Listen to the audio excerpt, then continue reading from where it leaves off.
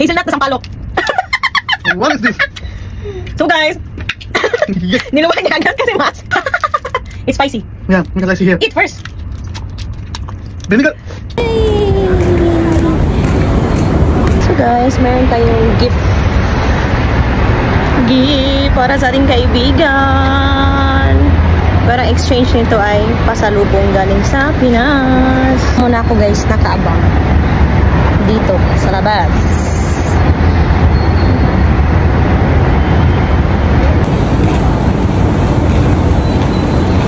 Ang tagal.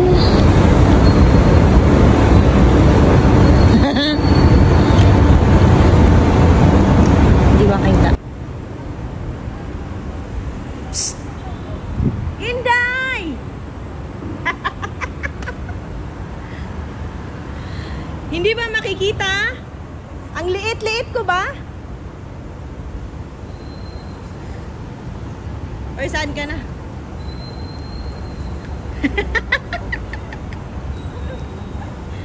For you! Exchange! Talaga! Exchange gift talaga. Tara na! As in, i-drop daw niya ako. Yes. I-drop niya ako sa kotse. Tapos, balintong-balintong ako doon. I-drop ka? Hello, Day! Lalo kang pumuti, Day. Anong ginawa mo sa mukha mo, Day? Galing kang Pinas, tapos ako, ang itim-itim ng mukha ko. Ba't ganon? So guys, meron na tayong pasalubong. Kuha ko na ang bulad.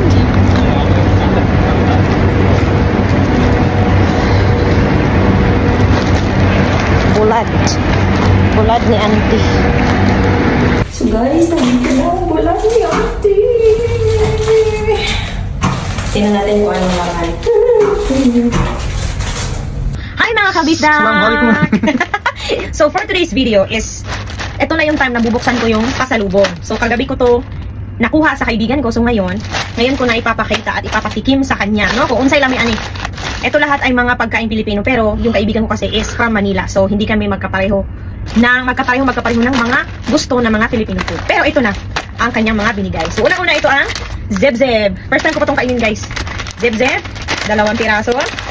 Meron tayong iba't ibang uri ng candies. 1970. Alibaba, sweet corn at itong barbecue flavor. And syempre guys, hindi mawawala ang ating bulad, ang tuyo ni Inday. Okay. Ah, this is same like a barbecue taste. No, what we ate this one, the beef corned beef. Yeah, corned beef.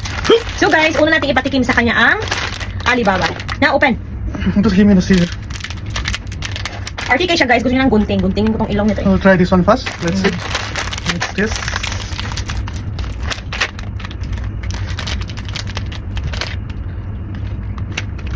From out of 10, how will you rate that food? That chips? Sweet. How from 10? 1 to 10. I will rate. After I will rate. First, let me taste all.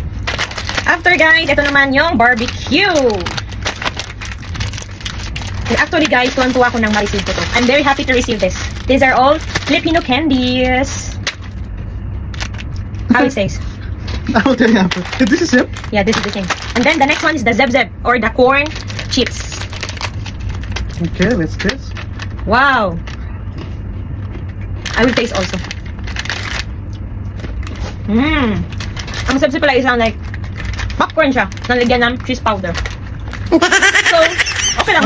First time ko na yung I'll give this one 10 out of 9. 10 out of 9, 9 out of 10. It's same.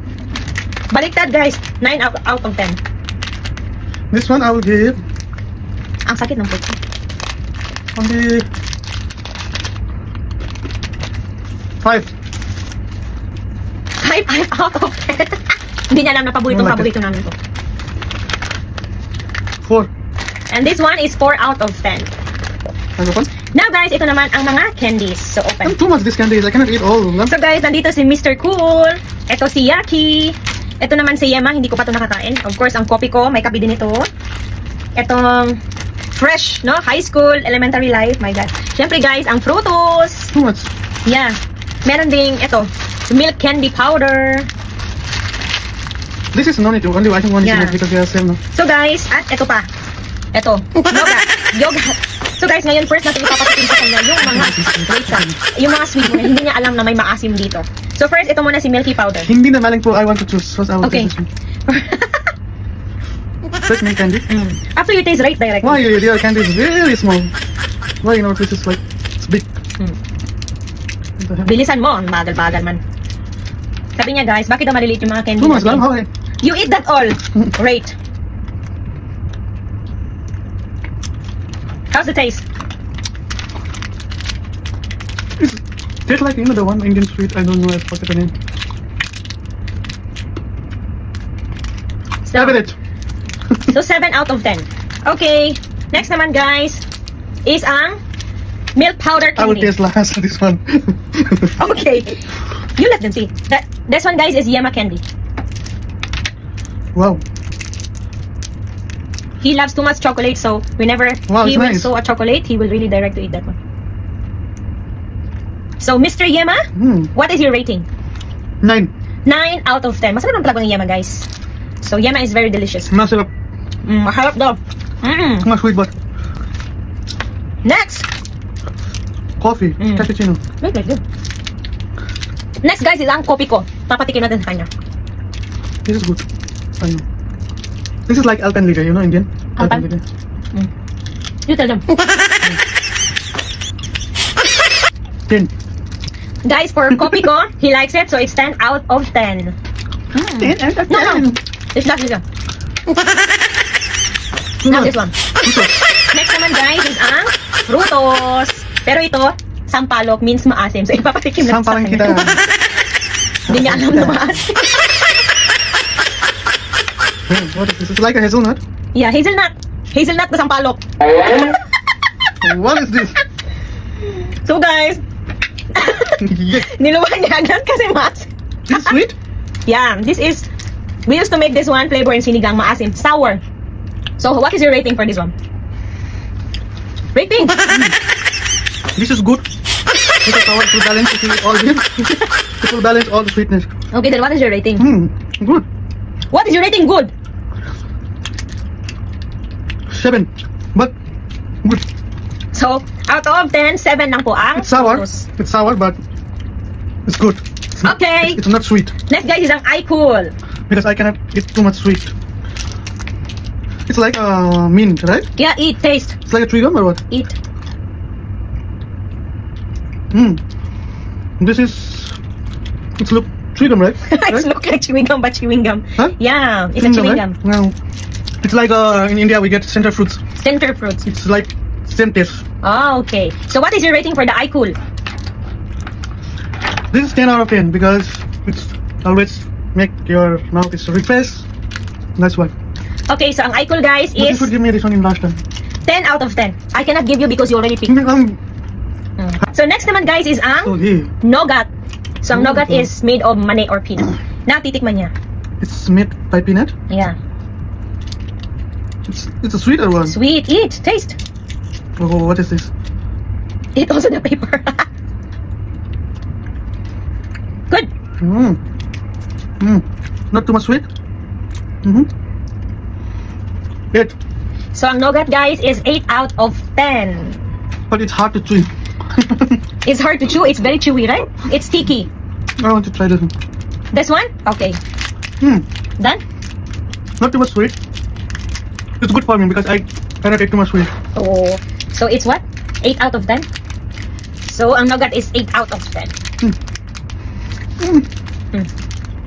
Can I have water? Water daw, guys. Di uhaw. Too much sweet. Wait! Next, guys, is ang yaki. Hindi niya alam, maasim din ito. Tulad ng sampalok. So, try!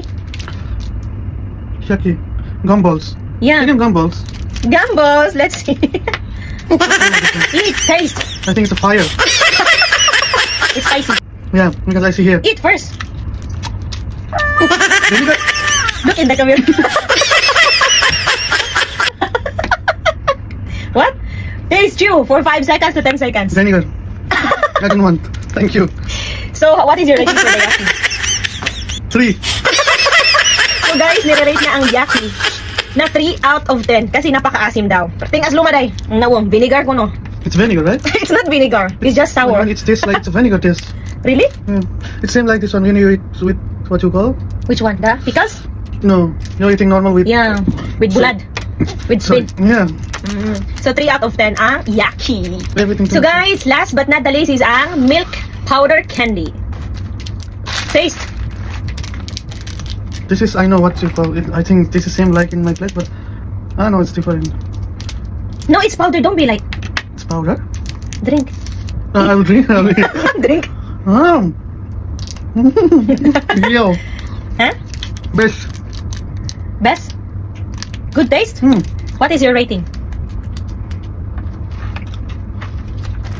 100. So, ang milk candy guys is nire-rate niya ng 10 out of 10. So, ang Yema at ang milk candy ay nanalo sa kanyang panlasa. Okay guys, next naman is ang paborito ng lahat, ang bulad. So, ang chanu ko, my chanu already taste this bulad. But some are no, not yet. What do you mean Because some are no? it's, I taste this one. yeah, it's like this one and this one. He didn't taste this one yet, but almost all the bulad are the same taste. You know, na Which maalat. taste? I taste last time, right? Yeah. Guys, kahit mabaho, alam mo naman ang bulad guys, kahit mabaho para sa kanila, pero ang sarap para sa atin. Pero para sa kanya, no, kumakain siya ng bulad, tingnan mo, hilaw. Not salty?